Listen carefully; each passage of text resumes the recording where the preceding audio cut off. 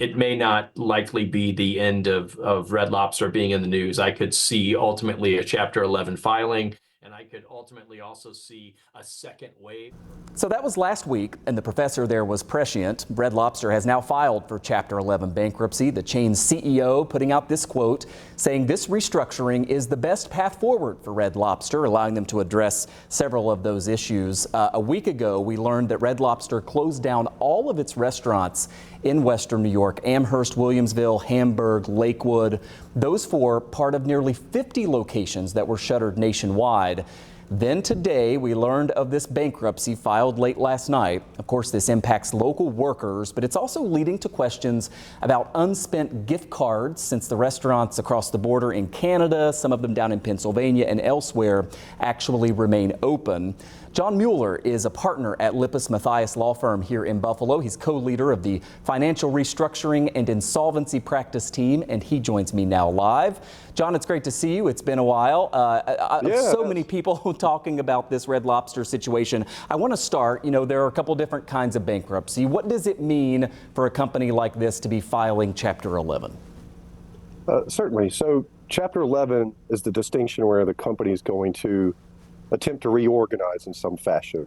So that means maybe downsize, in this instance with Red Lobster, close locations. And here they're actually proposing a sale of the business itself to the lenders who were in existence, and effectively have them through a new entity take ownership, but keep the business, the name, the brand going forward, but on a scaled down version, not too dissimilar from what this region saw with the Tops bankruptcy a few years ago. Yeah, we talked about that one a lot when all that went down. So the stores here are closed. It's hard to imagine that they're going to reopen as part of this, right? We expect even more closures will happen at stores or restaurants for Red Lobster. But one of the big questions locally really has to do with people who have gift cards. There are two sites that appear to be buying Red Lobster gift cards. I did some research today. On the left there is Card Cash. It'll pay about $35 for a $50 gift card. Zeal Cards on the right offering just $23.50 for a $50 Red Lobster gift card. Your other option, I guess, is to drive to a restaurant that's still open, again, maybe down in Pennsylvania, and use that gift card. But John, correct me if I'm wrong, but I've read that bankruptcy court may have to approve the chain even being able to accept gift cards. Does that sound right? That is correct. They actually have a particular, what's known as a first day motion to actually approve the continuation of various customer programs. So this includes gift cards and loyalty programs. People get points and can accrue rewards and things like that.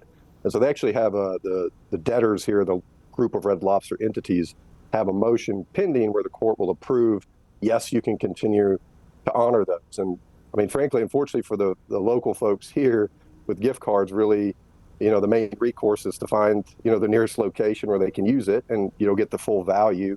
Or alternatively, like you've noted with those websites, unfortunately, perhaps sell it off at a discount. Maybe they have family members somewhere they can mail it to who can get the value. But unfortunately, yeah, for certain, the local locations, have been proposed in the court filings to be closed for good. And I think we all were aware of that, but it's certainly now been clarified in the court filings.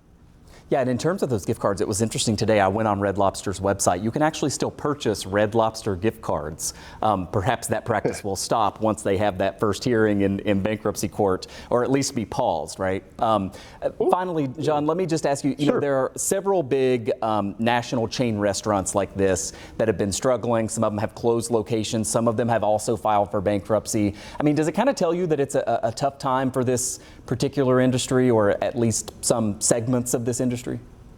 Very much. I mean, I think what you're seeing is sort of the squeeze on the casual dining, that sort of demographic with your, Applebee's, Chili's, Red Lobster, Olive Garden. A lot of it coming out of the pandemic, right? They have not returned to full numbers in terms of in-customer dining. And really and also you've got, wage pressures. You've got increased hourly wages throughout the country in a lot of states, some more drastic than others. Which is obviously squeezing a lot of these restaurants. And I think as much as we all see costs increase at the grocery store, these restaurants are seeing the same thing, in terms of their suppliers, produce, seafood, all those kind of things that, they're seeing the same higher prices that we are, and all that. It's kind of a perfect storm, to put some of these chains in a tough spot, and I think for a lot of them, they, maybe grew a little too aggressively at times, and now they're going to have to maybe use, for some of them, this bankruptcy process to kind of try to right the ship, in terms of the footprint, number of locations, et cetera.